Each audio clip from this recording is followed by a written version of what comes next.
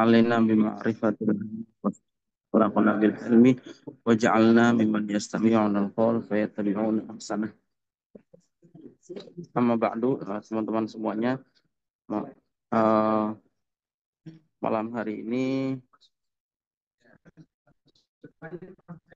kita berada di pertemuan yang keempat, ya. Pertemuan yang keempat dari bacaan kitab Usul Al-Fikriyah di Jama'at Tatarruf, atau pemikiran-pemikiran pokok, ide-ide dasar, pemikiran-pemikiran inti dari kelompok ekstrim, ya. Kita sudah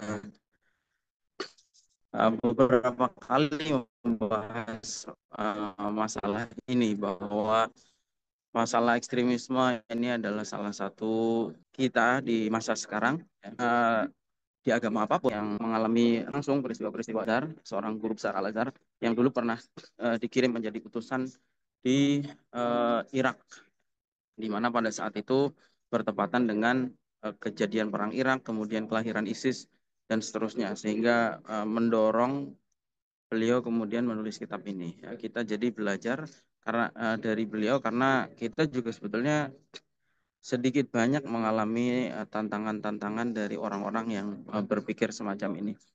Ya. Uh, kita sudah membahas soal sejarah, sudah membahas soal definisi, kemarin sudah kita bahas soal apa namanya, soal terminologi jahiliyah dan lain sebagainya. Sekarang kita akan membahas masalah hakimiyah, ya. Hakimiyah ini mungkin adalah istilah yang baru, ya, bagi sebagian kita. Karena memang sebetulnya istilah ini awalnya juga dikenal dalam tradisi Islam.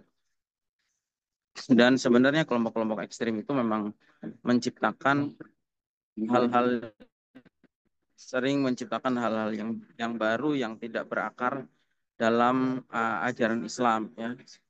Saya pernah beberapa kali menyebutkan misalnya istilah-istilah seperti al-wala wal baro, misalnya, ya, apa namanya, istilah iman uluhiyah rububiyah asma wa sifat, misalnya istilah eh, termasuk istilah hakimiyah ini, dan beberapa istilah-istilah yang lain, istilah Islam kafah misalnya, itu adalah istilah-istilah yang sebetulnya nggak berakar di dalam Islam, ya. Artinya istilah itu istilah yang dibuat, ya, meskipun kemudian dinisbatkan kepada Islam. Gitu. Nah, hakimiyah ini kita buka di halaman screenshot, minta tolong di screenshot. Al-Mabhasus Salis 2375. Al-Mabhasus Salis, pembahasan yang ketiga. Al-Hakimiyatu mahiyatuha inda jama'at tatarruf wa naqtiha. Yu'tabaru istilah wa mafhum al-hakimiyah huwa nuqtatul intilaq al-kubra warraqizatul asasiyatu fi fikri kullil jama'at al-islamiyah. Jadi hakimiyah ini adalah titik tolak utama, ya, pemikiran yang menjadi basis, yang menjadi basis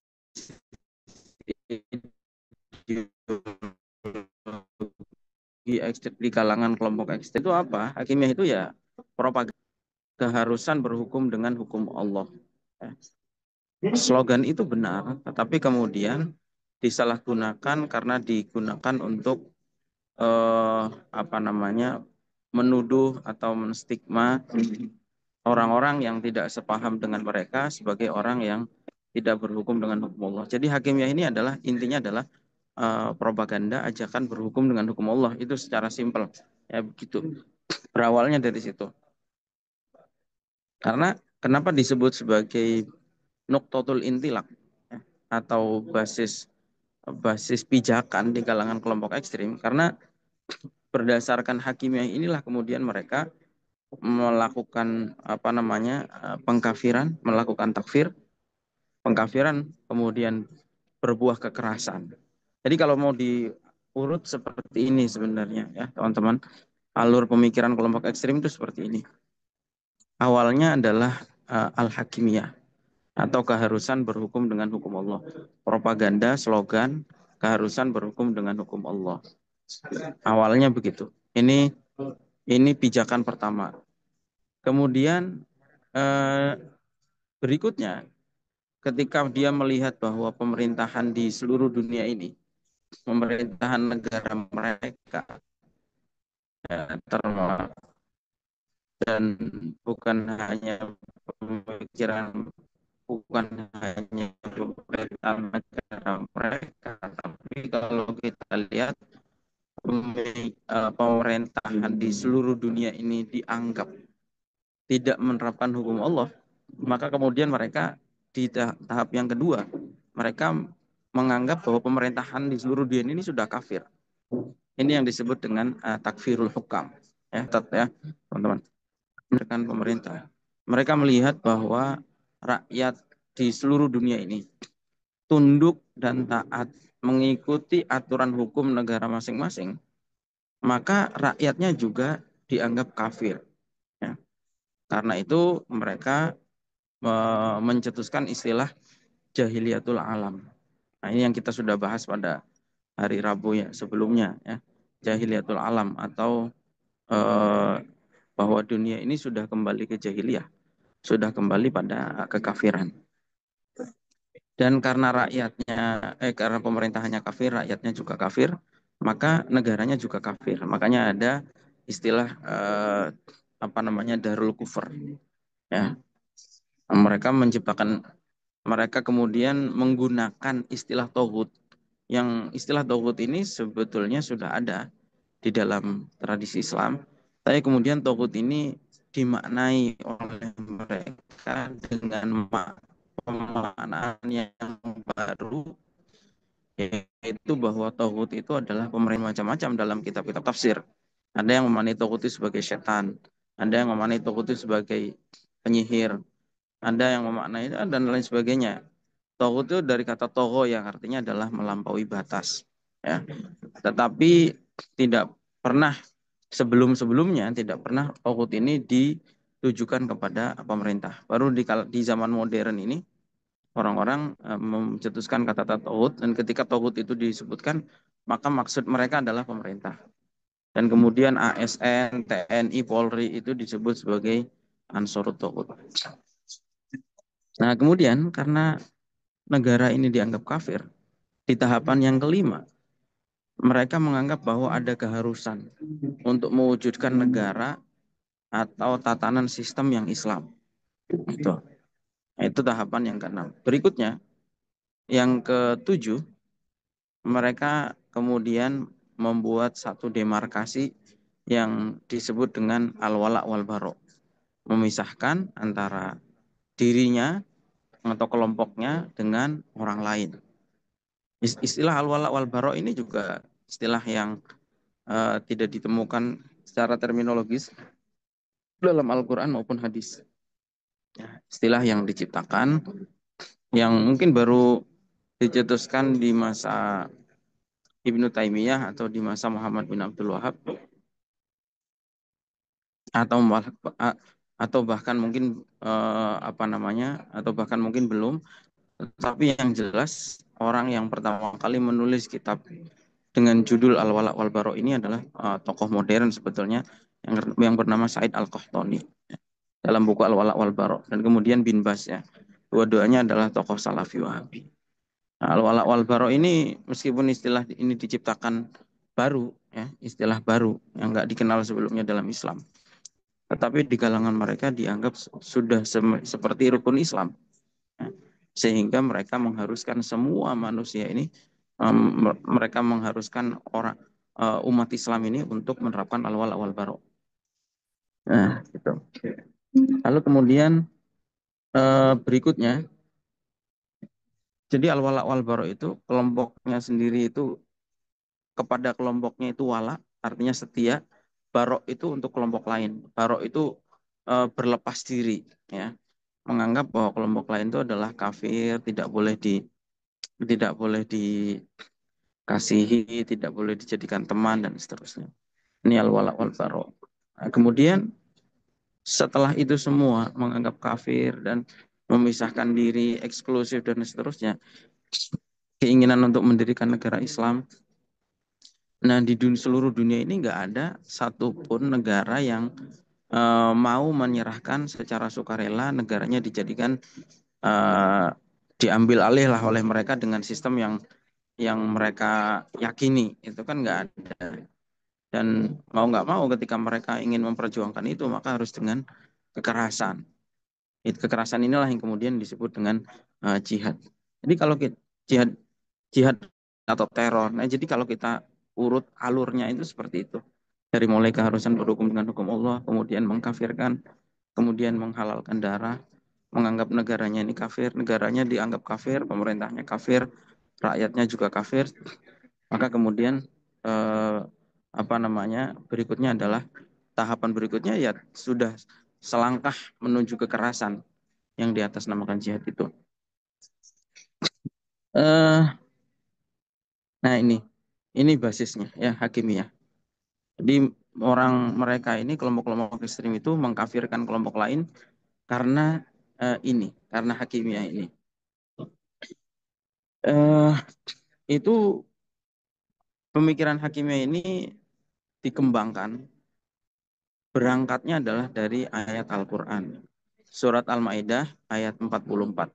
Berdasarkan pemahaman yang salah, pemahaman yang keliru terhadap ayat Al-Qur'an surat Al-Maidah ayat 44, yaitu potongan ayat wa lam yahkum bima anzalallah faulai dengan eh, barang siapa tidak berhukum dengan hukum Allah maka dia kafir.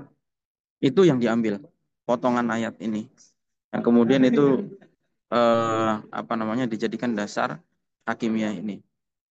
Padahal pemahaman ini keliru ya. Kenapa? Karena yang pertama ayat ini asbabun nuzulnya turun bukan kepada umat Islam, tetapi turun asbabun nuzulnya adalah kepada orang Yahudi. Kalau mereka ini suka memotong ayat ya. Padahal kalau mereka baca dari awal ayat itu awal ayatnya adalah inna anzalna taurata. Nah, jadi dan telah kami turunkan kepada eh, dan telah kami turunkan kitab Taurat. Kalau kitab Taurat kan berarti turunnya kepada orang Yahudi. Ya. Nah, terus kemudian ujung ayatnya adalah potongan tadi itu barang siapa tidak berhukum dengan hukum Allah maka dia kafir. Jadi peristiwanya itu orang Yahudi membuat hukum ganda ya. Ketika ada orang yang berbuat kriminal dari kalangan rendah, mereka menghukum dengan hukuman yang berat sesuai dengan kitab sucinya. Tapi ketika kriminal itu dilakukan oleh apa namanya? Ketika perbuatan kriminal itu dilakukan dari kalangan terhormat mereka, maka hukuman Taurat itu tidak berlaku. Hukuman Allah di dalam Taurat itu tidak berlaku. Nah, inilah yang kemudian dikritik oleh Allah. Makanya para ulama mengatakan bahwa ayat ini itu tidak berlaku. Sebagian ulama mengatakan ayat ini tidak berlaku untuk umat Islam. Jadi ketika kita mengambil pendapat ini, maka sebetulnya sudah selesai. Ya. Bahwa ayat ini itu hakimiyah ini nggak berlaku. Sudah tertolak. Itu. Nah begitu. Kalaupun misalnya hakimiyah ini, hukum Allah ini memang atau ayat ini nih misalnya, oke itu satu pendapat ulama mengatakan sudah tidak berlaku lagi, berarti selesai ya. Kalau nggak berlaku berarti otomatis sudah langsung tertolak. Pendapat hakimiyah ini sudah langsung tertolak. Nah, eh, kalaupun kita mengambil pendapat yang kedua, ulama yang mengatakan bahwa ayat ini masih berlaku, berpegangan pada al-ibrah bi umumil lafzi, misalnya la bi khususis sabab, maka eh, mak makna kafir ini maaf, makna kafir ini harus dipilah. Itu. Kafir itu di dalam Al-Quran, kata-kata kafir itu mempunyai beberapa makna. Ya. Tidak semua kafir itu artinya adalah keluar dari agama. Ya. Makanya kalau kalian baca di dalam Al-Quran, misalnya yang sangat populer itu adalah ayat la in syakartum la azidannakum wala in kafartum inna adzabi lasyadid. Nah, wala in kafartum di situ itu artinya bukan kafir keluar dari agama, tapi artinya adalah kufur nikmat. Sehingga nggak bisa langsung kemudian wa malam yahkum bima anzalallahu faulaikumul kafirun itu artinya kafir keluar dari agama. Yang kedua misalnya saya sebutkan, saya berikan contoh. Di dalam Al-Quran tuh ada banyak kata-kata kafir yang maknanya bukan keluar dari agama. Saya contohkan misalnya, hmm, apa namanya di dalam ayat itu saya lupa ayat pertamanya, tapi ajabal kuffaro nabatuhu. Pertengahan ayatnya ajabal kuffaro nabatuhu sumayju musfarun sumayakun hutama, ya, bahwa ajabal kuffar itu, di situ makna kufar itu artinya adalah petani, ya, biji-bijian yang ditanam kemudian tumbuh itu menyenangkan para petani. Petani itu disebut kufur. Kufur itu artinya adalah menutupi, ya. Makanya ketika seorang petani itu menutupi biji dengan tanah, men, me, apa, menanam biji di dalam tanah, itu namanya kafir. Petani itu disebutnya kafir karena dia menutupi biji-bijian ke dalam tanah. Jadi itu misalnya salah satu contohnya. Atau dalam hadis lain misalnya disebutkan kisahnya Isra Mi'raj, ya. Ini lagi, eh, ini kita sedang memperingati Isra Mi'raj. Pada saat Isra Mi'raj Nabi melihat neraka, banyak penduduknya perempuan. Kemudian ketika itu Nabi tanya kepada malaikat Jibril, kenapa banyak perempuan menjadi penduduk neraka? Jawaban malaikat Jibril adalah li'annahunna yakfurnal ashir, ya. Kufur kepada suaminya. Nah, di situ kufur di situ maksudnya bukan keluar dari agama, tetapi tidak berterima kasih kepada suaminya. Nah, itu contohnya. Jadi jangan langsung kalau ada kata-kata kafir itu artinya adalah keluar dari agama. Nggak bisa, ya. Nggak bisa seperti itu. Makanya Ibnu Abbas mengatakan bahwa makna kufur di sini adalah kufrun duna kufrin. Kufur yang berada di bawah level kufur yang keluar dari agama. Karena orang tidak menerapkan hukum Allah itu macam-macam alasannya, macam-macam jenisnya. Ada yang memang tidak percaya, tidak iman, ini yang disebut kafir. Tapi kalau ada orang itu masih iman, meskipun dia tidak melaksanakan, maka itu tidak bisa disebut kafir. Ya. Sama seperti ada orang Muslim yang tidak sholat, itu nggak mesti dia kafir. Bisa jadi dia tetap masih meyakini bahwa sholat itu wajib. Menerapkan perintah Allah berupa sholat itu hukumnya wajib. Cuma dia cuma dia tidak mampu misalnya atau malas. Tidak mampu itu misalnya ya ketiduran misalnya. Kan tidak bisa, tidak mentang-mentang tidak sholat kemudian langsung dibeli kafir. Mungkin dia ketiduran atau apa misalnya. eh atau misalnya malas. Nah, itu konsekuensi yang begini itu bukan kekafiran tapi maksiat, ya.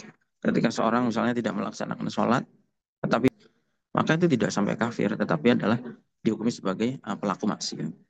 Jadi jangan digeneralisir.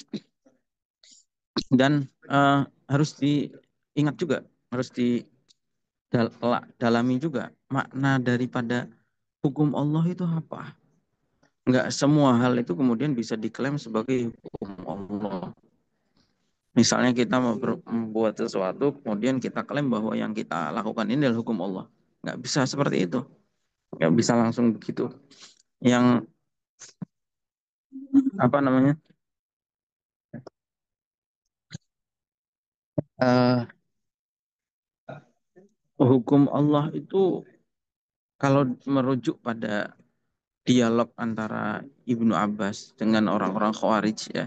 Saya pernah cerita, dulu orang ekstrim itu dulu di masa lalu yang pertama muncul dalam Islam itu namanya Khawarij di zamannya Ali bin Abi Thalib. Dan eh, orang Khawarij ini dulu diperangi oleh Ali, ya, menggunakan senjata.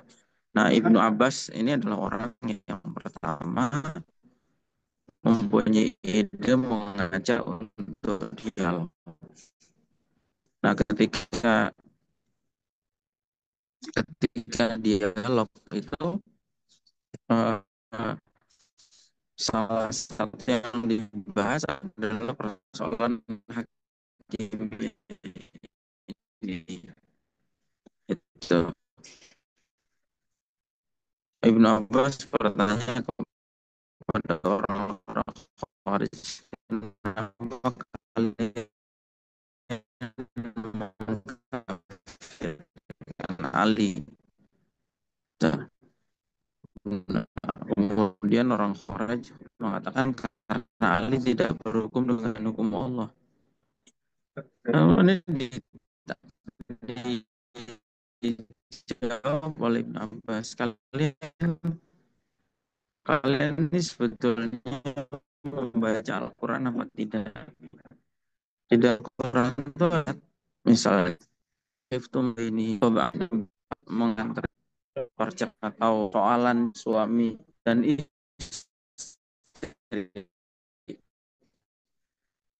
maka di, untuk menunjukkan ya, pembuat putus dari pihak laki-laki satu perempuan, apakah ini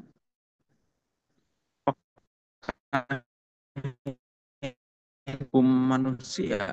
Itu kata Ibn Abbas menguji atau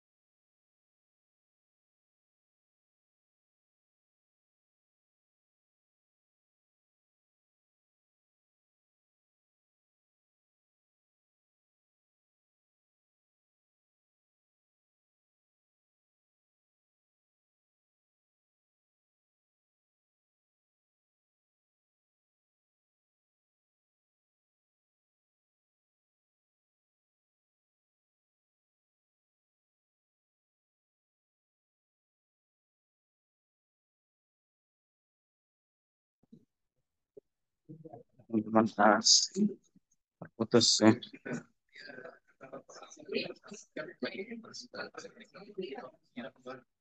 Baik, jadi saya lanjutkan. Tadi ketika Ibnu Abbas berdialog dengan orang-orang Khawarij itu salah satu yang di argumentasi yang disampaikan oleh Ibnu Abbas ya, menanyakan kepada mereka kenapa mereka mengkafirkan Ali.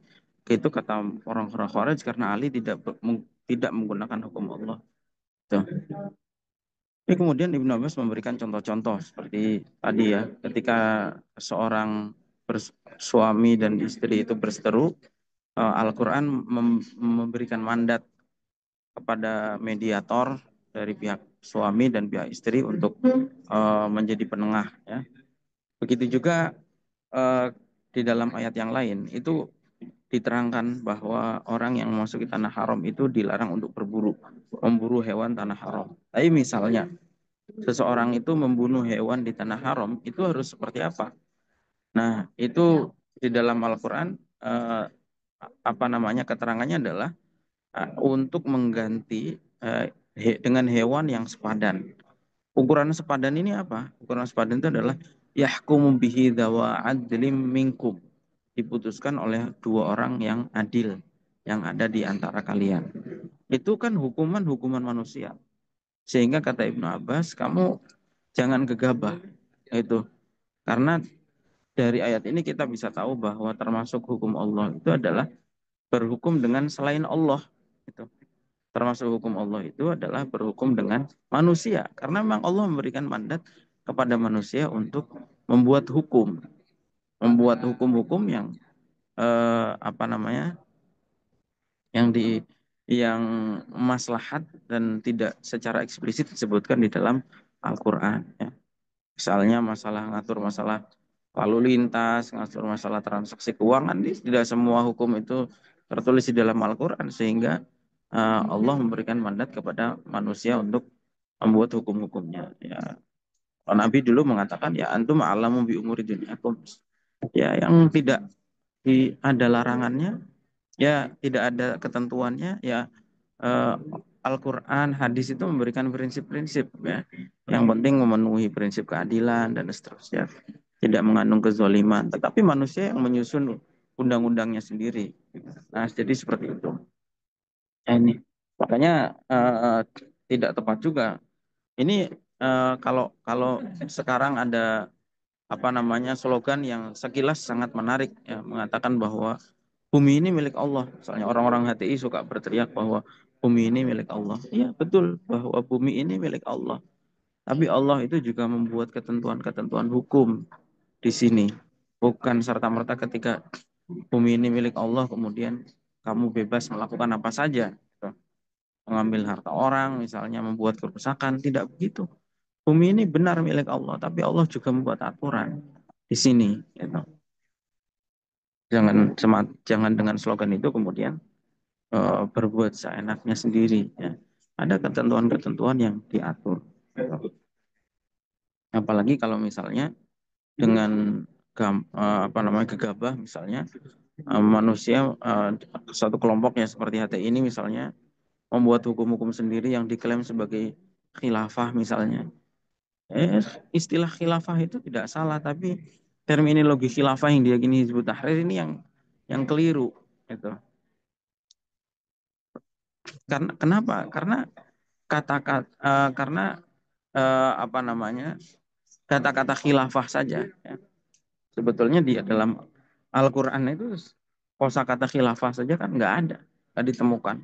Yang ada adalah kata-kata khalifah ya, yang merujuk pada person manusia sebagai khalifah di muka bumi, nggak ada kaitan sama sekali dengan sistem politik ya. Dan kata-kata kholaif ya, atau generasi dalam apa namanya kisahnya Nabi Daud di situ disebutkan itu. Tapi nggak ada satupun kata-kata khilafah yang merujuk pada sistem politik. Kalaupun ada kalaupun khilafah itu adalah ajaran Islam, sudah pasti yang melakukan pertama adalah Nabi. Ya. Nyatanya Nabi saja ketika di Madinah membuat negara Madinah itu ya hukum yang dipakai adalah piagam Madinah. Karena piagam Madinah ini disusun sendiri oleh Nabi bersama dengan elemen masyarakat yang ada di Madinah. Ada orang Yahudinya, ada orang Nasraninya, ada orang Majusinya dan seterusnya. Seperti itu. Nih, jadi kadang-kadang mereka membuat hukum sendiri, lalu kemudian hukum yang mereka buat ini diklaim ini adalah hukumnya Allah. Kalian harus ikut semua dengan hukum saya ini. Padahal itu tulisan pendiri Hizbut Tahrir sendiri, karangan pendiri Hizbut Tahrir sendiri namanya Taqiyuddin An-Nabhani. Ya, jadi gitu. Jadi kita jangan mudah terbuai ya dengan slogan-slogan seperti itu. Berhukum dengan hukum Allah, bumi ini milik Allah dan seterusnya. Jadi harus telah dulu di dalamnya apa. Berhukum dengan hukum Allah, berhukum dengan bagian dari hukum Allah itu adalah berhukum dengan hukum yang disepakati oleh manusia. Ya, dalam hal ini hukum yang dibuat di DPR dan seterusnya. Dan itu bukan hukum yang sempurna ya. Bisa direvisi, bisa di tapi selama masih menjadi kesepakatan itu yang harus diikuti. Tapi itu juga bukan suatu hal yang baku ya. Tetapi legalnya itu adalah hukum yang memang dimandatkan oleh Allah ya. Allah artinya memandatkan kepada manusia untuk menyusun kemaslahatannya. Yang diperintahkan oleh Islam ini kan mewujudkan kemaslahatan. Mewujud kemaslahatan ini bentuknya apa? Ada negara-negara yang apa namanya untuk mewujud kemaslahatannya itu menggunakan sistem kerajaan. Ada negara-negara yang untuk mewujud kemaslahatannya itu menggunakan republik, misalnya monarki dan seterusnya. Mana yang lebih cocok? Belum tentu juga yang cocok di Indonesia cocok dipakai di negara yang lain misalnya. Seperti itu. Di negara lain belum tentu cocok diterapkan di Indonesia misalnya. Mana yang lebih maslahat? Jadi seperti itu. Nah ini yang jadi persoalan ya. Ketika ada sekelompok orang yang mengangkat slogan apa namanya hakimiyah, kewajiban berhukum dengan hukum Allah, tetapi kemudian disertai dengan tuduhan atau anggapan bahwa di luar dirinya itu adalah tidak berhukum dengan hukum Allah dan kafir. Karena itu konsekuensinya tadi panjang ya, sampai apa namanya bisa menghalalkan darah orang lain, mengkafirkan, melakukan pengkafiran massal dan kemudian eh, melakukan kekerasan, menghalalkan kekerasan karena sudah dianggap kafir sehingga dianggap halal darah. Seperti itu. Nah, ini beberapa pemikiran yang berkembang yang menyimpang. Di halaman 2378 di situ disebutkan seperti yang tadi saya sudah sampaikan ya, bahwa menurut penulis kitab ini juga dikatakan bahwa eh, apa namanya, pemikiran hakimiyah ini layak arifuhal Quran al-Karim wala sunnah an-nabawiyah. Tuh. Malah penulis ini menyebutkan bahwa wahya fikratun nasya'at aslan fi Misr al-Qadimah. Pemikiran bahwa ada manusia yang mengambil otoritas Tuhan ya, mengambil otoritas Allah itu sebenarnya nggak pernah terjadi dalam sejarah Islam. Justru sejarah ini dulu terjadi di Mesir kuno, yaitu pada diri Fir'aun. Karena Fir'aun itu kan merasa bahwa dirinya adalah hukum. Ucapan Fir'aun adalah hukum, perbuatan Fir'aun adalah hukum. Nah ini yang menyimpang. Kalau kita kan sekarang di manapun, Raja Arab Saudi, ya, Presiden Indonesia, Perdana Menteri Malaysia misalnya, itu kan nggak pernah mengklaim dirinya itu adalah aturan yang harus ditaati. Itu. Bahkan Presiden, Perdana Menteri, Raja, itu menjalankan hukum yang sudah disusun berdasarkan musyawarah. Seperti itu. Jadi nggak ada dalam tradisi. Masih semuanya masih Islam. Presiden ya berangkat haji, sholat, dan seterusnya. Justru sejarah seperti itu terjadinya adalah di masa Fir'aun. Gitu. Yang kemudian juga suman tasyarat fi mujtama'atin masihiyatin fil qurunil wusta. Yang kemudian itu juga tumbuh di kalangan umat Kristiani di abad pertengahan. Ya, terutama di kalangan Katolik. Nah, zaman itu kan belum muncul Protestan. Ya. Di mana seorang eh, apa namanya eh, apa istilahnya pendeta ya itu punya otoritas memberikan pengampunan, misalnya orang punya dosa, ya udah sini saya ampuni gitu. Nah, itu padahal wewenang mengampuni dosa itu adalah wewenang Tuhan misalnya. Tapi di Islam sendiri pemikiran-pemikiran seperti kan nggak ada ulama misalnya eh, apa namanya punya otoritas untuk mengampuni dosa kan nggak ada. Ulama nyuruh umatnya yang berbuat dosa ya kamu tobat kepada Allah. Jadi ini pemikiran berhukum dengan selain Allah itu sebenarnya di Islam sendiri nggak ada. Itu pemikiran yang dulu tumbuh di masanya Fir'aun, di masanya di kalangan umat Kristen di abad pertengahan kayak gitu. Itu. Kalau sekarang kan pemerintahannya kan mengaku sebagai Muslim, ya. Jadi gitu. Nah itu eh, pemikiran jadi nggak ada sebetulnya di dalam Islam sendiri sebetulnya seharusnya tidak muncul pemikiran seperti itu. Karena nggak ada di Islam itu umat Islam yang mengaku dirinya Tuhan, bahwa perbuatan dan ucapannya itu adalah hukum kan nggak ada. Ya. Nah, makanya dulu Ali bin Abi Thalib ketika dituduh kafir oleh orang-orang Khawarij dengan slogan tidak ada hukum kecuali hukum Allah. Ya. Ali bin Abi Thalib itu mengatakan bahwa kalimat itu benar. Tidak ada hukum kecuali hukum Allah itu kalimat yang benar. Kalimat itu hakin. Tapi apa lanjutannya? Yuradu bihal batil. Tapi penggunaannya yang salah. Kenapa? Karena digunakan untuk menuduh orang lain sebagai orang yang kafir karena tidak berhukum dengan hukum Allah. Nah, seperti itu. Waja'alu mas'alatul hukmi wad dawlati min usulil aqaidi mukhalifina bidzalika jami'a ulama'il Islam. Dan kesalahannya kelompok ekstrim itu dari masanya Khawarij sampai hari ini, orang Al-Qaeda, orang ISIS, orang Hizbut Tahrir, orang Ikhwanul Muslimin, salahnya adalah menjadikan masalah politik itu sebagai persoalan usuliyah. Padahal sebetulnya masalah politik itu adalah persoalan yang furu'iyah, nggak berpengaruh pada nggak berdampak pada kafir imannya seseorang. Ya politik itu ya biasa. Politik itu biasa. Beda dalam pilihan politik itu biasa aja. Nggak usah, nggak boleh sampai mengkafir-kafirkan. Seperti itu karena persoalan politik itu persoalan furu'iyah. Tuh, mau sistemnya apa. Makanya Khulafaur Rasyidun saja, Abu Bakar, Umar, Utsman, Ali, sistemnya beda-beda. Ya. Saya pernah cerita masalah itu. Bagaimana Abu Bakar dibayat, apa namanya, dibayat, diangkat sebagai khalifah dengan proses bayat. Ya.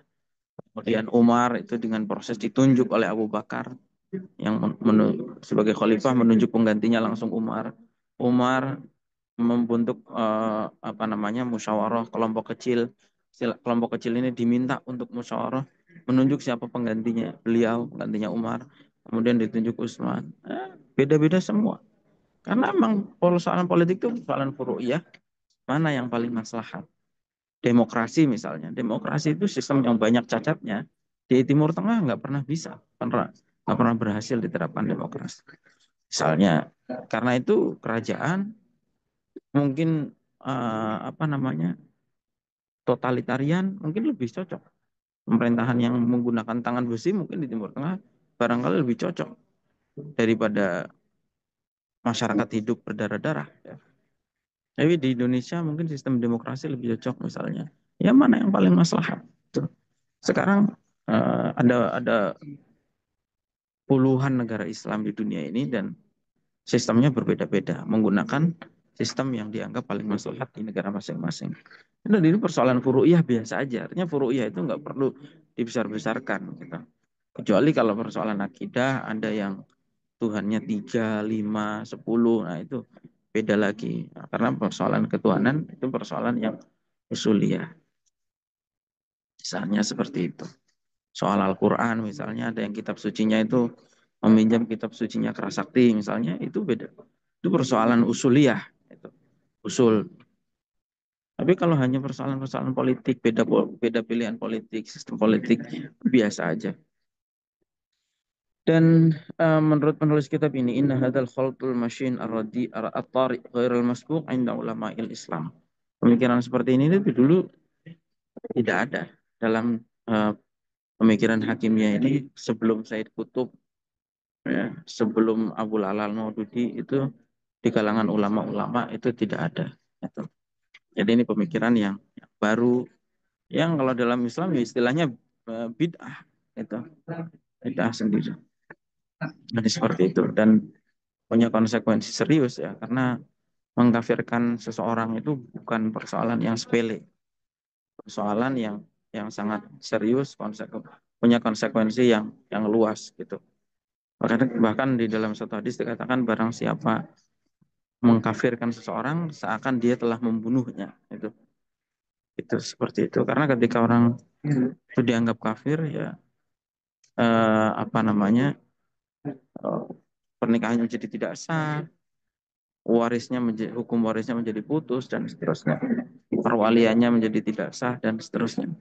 Hanya kita harus koreksi ya pemikiran-pemikiran yang berkembang semacam ini, pemikiran tentang hakimiyah ya, bahwa kita ini hidup di negara yang sudah sesuai dengan hukum Allah, negara ini dan negara-negara Islam yang lain dihasilkan berdasarkan dengan istihadnya para ulama yang alim yang menggunakan landasan Al-Quran dan hadis ya.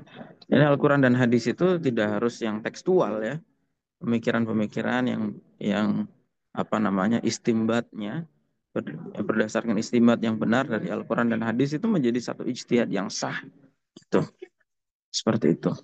Eh, Tidak mungkin para ulama-ulama ini dulu mau pendiri negara yang alim, ulama-ulama yang alim ini menjerumuskan generasi berikutnya, umat Islam berikutnya pada kekafiran. Itu tidak mungkin dan sebetulnya itu tadi ya, apa yang dia persepsikan oleh mereka bahwa dunia ini sudah kembali ke kekafiran itu justru bertentangan dengan janji Nabi bahwa Islam ini akan terus terjaga sampai hari kiamat. Ma akhafu an tusyriku min ba'di syai'ah. Ya. Begitu juga dengan slogan bumi ini milik Allah. Itu bumi ini milik Allah benar. Bumi ini benar milik Allah. Dan semua yang ada di bumi ini milik Allah. Tapi Allah itu juga membuat aturan bagaimana muamalah di di buminya Allah ini ada aturannya. Itu misalnya mau mengambil apa kepemilikan orang lain itu nggak bisa selalu mengambil, harus dengan jual beli, apakah hibah, apakah hadiah, apakah sewa dan seterusnya. Kemudian Allah melarang apa namanya? Melarang membuat satu kemadorotan, pertumpahan darah. Makanya memberontak itu dilarang. Memberontak kepada pemerintahan yang sah itu dilarang. Makanya seperti Hizbut Tahrir dan lain sebagainya itu ya apa namanya? Ya keliru mereka ketika hanya berhenti sampai pada mengatakan bumi ini milik Allah, tapi dia tidak sadar bahwa bumi ini milik Allah, tapi Allah juga punya aturan, apa namanya, aturan untuk kita bermuamalah di bumi ini, gitu ya. Itu. Nah itu saya kira dua hal yang kita bahas pada malam hari ini. Eh, ada yang ingin disampaikan, pertanyaan atau tanggapan silahkan kalau ada. Ya. Kalau tidak ada, kita cukupkan. Nggak ada ya. Baik, kalau tidak ada, eh, tolong diingat-ingat ya teman-teman, jangan hanya menguap saja. Apa namanya, apa yang kita diskusikan ini dicatat, diingat-ingat agar supaya bermanfaat dan kita ini tidak terombang-ambing, tidak terbuai dengan apa namanya, propaganda-propaganda ya, atau ajakan-ajakan atau apa sebaran-sebaran. Bahkan kita harus meluruskan pemikiran-pemikiran seperti ini, seperti yang dulu dilakukan oleh Ali bin Abi Thalib, sahabat Ali, oleh sahabat Ibnu Abbas, dan oleh para ulama-ulama yang lain, termasuk penulis kitab ini. Beliau melakukan jihadnya ya, dengan meluruskan, memberikan pemahaman Islam yang benar di wilayah yang bermasalah di mana beliau hidup ya, di Irak dan di Mesir. Seperti itu ya. Ini apa namanya? Saya kira baik, kita sambung lagi pada hari Rabu yang akan datang insya Allah. Mudah-mudahan bermanfaat. Assalamualaikum warahmatullahi wabarakatuh.